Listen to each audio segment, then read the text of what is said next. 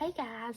Okay, so we have our alphabet arc here, and I know that you've seen this before.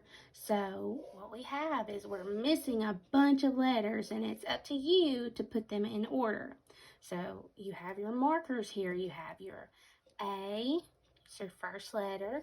You have your M and your N. Those are your two middle letters in your alphabet. And you have your Z. Now it's turned sideways, okay? Remember, it's turned sideways. You have your Z, and that's your last letter of the alphabet. So it's up to you to go and put all of the letters in order. Okay, so I have all of my letters up here now. And they're a little scrunched, but you can cut them down if you need to, or you can just kind of scrunch them together.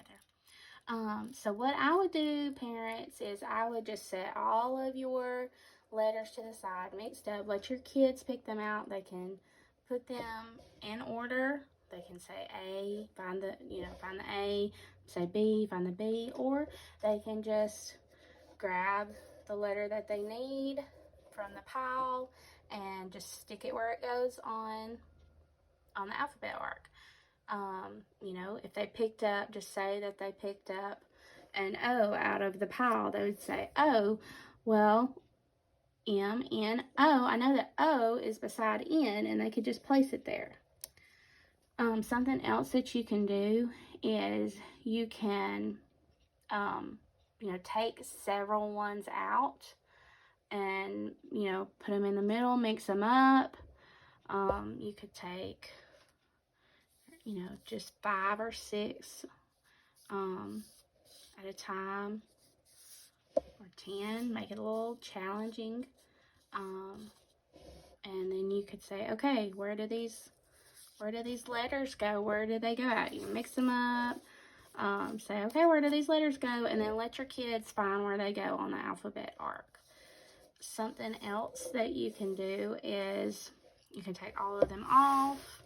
And a big thing that we try to do is we say, okay, what letter comes before and what letter comes after? So you could just pick a letter, say R, and you could say, okay, what letter comes before R and what letter comes after R? So then they would have to go and they would have to find the letter that comes before.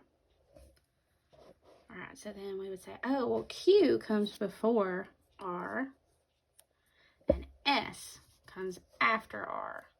And then they could place it on the alphabet arc. And then you could continue with that. Okay, so you could continue with this and do your whole alphabet arc like that. You could say, okay, here's the letter H. What comes before H? And of course, you have this down here to help you, but to make it more challenging for your kids, or to really, work their brain, you could cut that part off. So you could say G comes before H, comes after H, I comes after H. And then go ahead and just continue to fill in your arc like that. That will be very good practice for your kids. Something else that you could do is you could go and pick out the vowels and say, find the vowels and put them on the arc. And then to continue and extend your activities, after you've put all of the letters on the arc, you could say, okay, find me, a consonant. And they could pick out a consonant, find a vowel, and they could pick out a vowel. Or you could say, okay, let's make a CVC word. And you could say, okay, find the letter that makes the sound. So there we go. Find that. Okay, let's find the middle sound now. Find the letter that makes the ah sound. I can pull the O. Okay, find the letter that makes the t sound. And they could tap it out. Ah, t. Blend it together. Hot.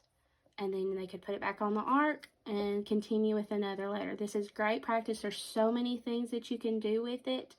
If you find a good way, a good activity on your own, text me and let me know about it. It's something that we could do in the classroom or something we could share with everybody else.